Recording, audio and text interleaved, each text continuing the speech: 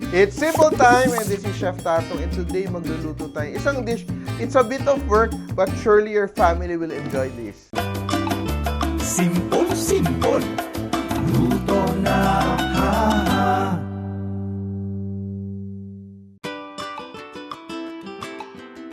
This recipe is part of the Simple Cookbook series where we try to make cooking as simple as ABC. Kaya yung gagawin natin today, medyo complicated ng konti yung dish natin, pero gagawa natin siya ng sistema para maging easy and simple for you. Sisimulan natin ang ating chicken pastel. So, eto, dinivise kasi natin yung system sa ating cookbook na i-divide yung ingredients by set. So, set A natin, marinate lang ating chicken kasi it will take time.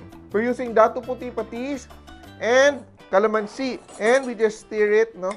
So, we'll let this marinate for 15 minutes to 1 hour. Okay? And in the meantime, while that's marinating, gagawin natin yung ating crust. So, what do we do now? We're going to combine our dry ingredients. So, very simple dry ingredients. So, 1 and 1/2 cup na all-purpose flour, 2 tablespoons of powdered sugar, confectionery sugar, half teaspoon of fine salt, combine lang natin siya. Fork lang yung gamit natin, wag natin pahirapan. And pag sinasabi mo kasing chicken pastel, dapat yung chicken pastel mo may crust sa taas kasi pag walang crust, hindi talaga siya technically a chicken pastel, no? So, the crust is very essential. And I have here our butter. So, this is half a cup of butter. It's chilled and I cubed it now, I diced it into pieces. What we're trying to do here is that we want to coat each flour granule with a little bit of fat. Yun ang objective natin. Very nice, very easy to do. And what we do here, we have around 8 tablespoons of cold water, ice cold water, and we just combine, no? Little by little. So be sure that your butter is chilled. And with your hand, be sure your hands are clean. You just form it into a ball. That's done. Very easy, di ba? And I just get some plastic wrap.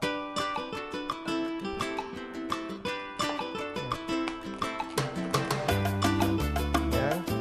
And I will chill this for 30 minutes to 1 hour. Yan. So ngayon, babalikan natin yung ating chicken that has been marinating now for around 10 minutes. So, ito yung gamit ko dito ay chicken breast fillets, no? With the skin on. You can also use a whole chicken. You cut it into pieces. So, look at that, ha? This is the set A. Yung set B natin ay magigisa tayo. So, I'm heating up my pan and I will add my oil. So, I'm using here Golden Fiesta canola oil. And I will saute my garlic. So, before my oil is very hot, I will add my garlic and I will saute. Bakit? Medyo parang ang dami namang oil na kailangan. Kailangan natin ng medyo maraming oil because we will also use this to make the roux, no? Yung thickener natin. So, it's very important. And we will also add our onions. So, ginagawa lang natin dito, gisa-gisa lang tayo. Saute our onions until it becomes translucent. Celery and carrots. Yan. Yan, sautein natin. We season that with a little salt. Why do we season our, mirepoix or ating panggisa para mas lumabas yung flavors niya, no? Oregano to give it a herbaceous flavor. Yan, di ba? So, when I add the oregano, magkakaroon na siya ng oregano flavor. Yan. So, that's the difference. Yan. And to add even more flavor, I'm going to add half a cup of ham, kung meron kang ham, or in my case, I'm using smoked bacon. So, I cut the smoked bacon into pieces, and I add it here. Yan. So, the bacon will add more fat into the gisa, no? And after this, we will add our chicken. Yan. Just the chicken pieces. Di ko muna ilalagay yung excess marinade para magisa siya. Yan. And para, di ba, yung chicken pieces kasi natin medyo basa siya. Di ba? Kasi we marinated it in our dato puti patis and our calamansi. What we will do now, we will add flour. So, meron ako ditong half a cup of flour, which I will add into our saute. Yan. Add ko dito. Ito yung maging thickener natin para when we make our chicken pastel and we slice into it, it won't spill off, hindi siya sauce. Flour will absorb all the excess juices of the chicken para masosote natin siya. We have to cook the flour properly para hindi magkaroon ng raw flour flavor yung ating dish, no? So look at that, sobrang nag-sear na yung ating nasote na natin ng maayos yung ating chicken. What we will do now is we will add our chicken stock. 1 1/2 cup of liquid. Yan. So ito siya, chicken stock yung gamit ko. I just drizzle, look at that ha. Add ko siya. And I will also add the excess marinade, no? Para yung lasa ma-incorporate pa dito. And we let that simmer. But while simmering, tapos na tayo sa ating set B. Set C na tayo. Ano yung set C natin? We will just add our other vegetables. So, lalagyan ko ng potatoes para maluto yung aking potatoes. Yan. Soaked in water para hindi siya umitim. I will also add 1 can of UFC mushrooms.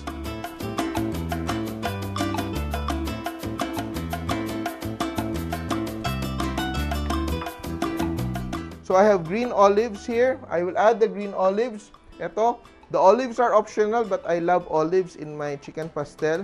And I will also add red bell peppers. So, that's set C.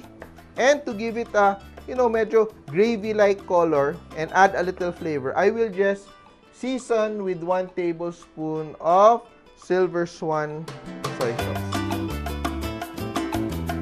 Very classic.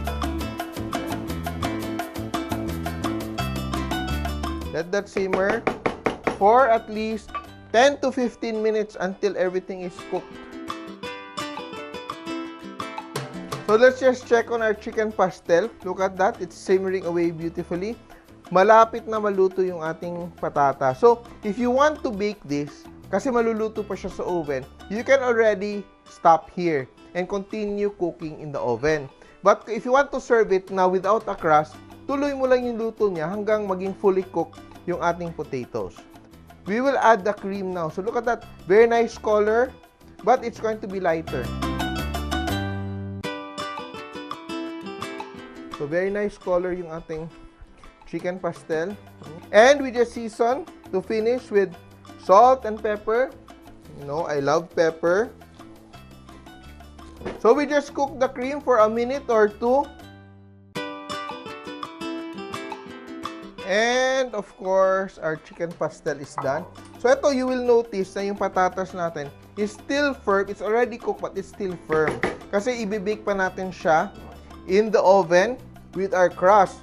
Pero if you intend to serve it na wala na siyang crust, kailangan mo pa siyang lutuin ng a bit longer before adding the cream. So, before adding the cream, make sure na fully cooked na yung potatoes mo. Ayan. So, we just let that sit to rest, no? Kung nagmamadali ka, ilagay mo sa harap na electric fan mo para madali siyang maglamig. So, ito na yung ating chicken pastel. Pinalamig courtesy sa ating electric fan. Look at this. Nag-chill na rin yung ating crust. Let's put it together. We just have to dust our board. We're going to cover that up. Ito na yung crust. Of course, we need our egg wash. So, ano yung egg wash natin? We just have 1 egg yolk, 4 tablespoons of milk or cream. Yan. So, ito yung magbibigay ng very nice golden color sa ating crust. So, what do? I get a little bit of this and I brush it around my... Brush natin around sa ating... Okay? And I have my rolling pin here. And I will just roll out my crust. So, be sure that it's properly floured para hindi siya dumikit. Yan. Roll out. Yan. So, you have to, every time you roll it out, you have to move the crust para alam mong hindi siya dumikit. Kung isipin mo, kung titignan mo, it looks intimidating. Pero sobrang dali lang niyang gawin. So, for example, na-tear mo siya, didikit-dikit mo lang siya, no? So, So how do we transfer it over our baking dish? Madali lang siya. Just flour your rolling pin and you just roll it over. Yan.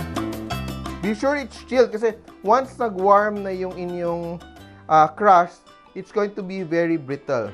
Yan. Hanapin mo yung edge. If your crust isn't rested, uurong-urong siya, no?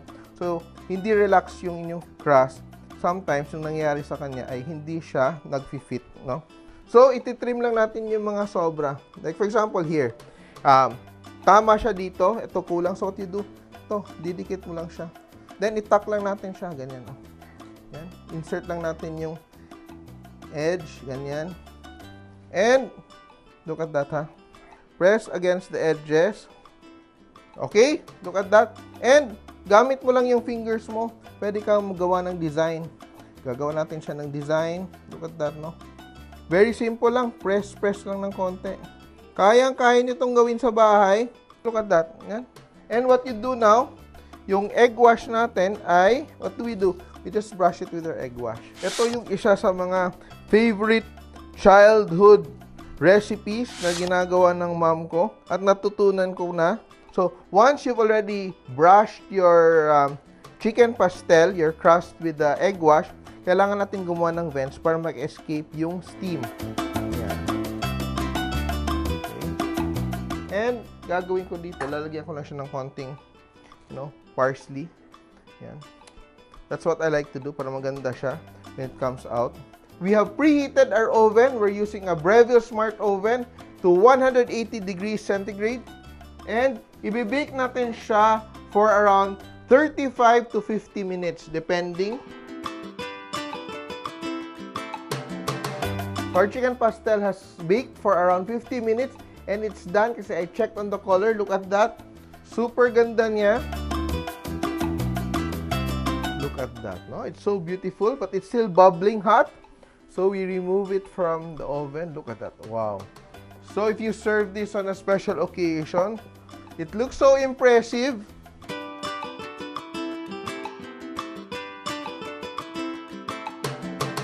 Remember, na basta naka-organize kayo, naintindihan niyo yung process, nabasa niyo yung aking mga libro, napanood mo yung videos, kaya mo tong gawin sa bahay dahil kahit sino kaya magluto. Basta, simple! Mga ka-simple, remember, loving is sharing. Kaya share this video and like nyo na rin. Kain mo na ako. Bye!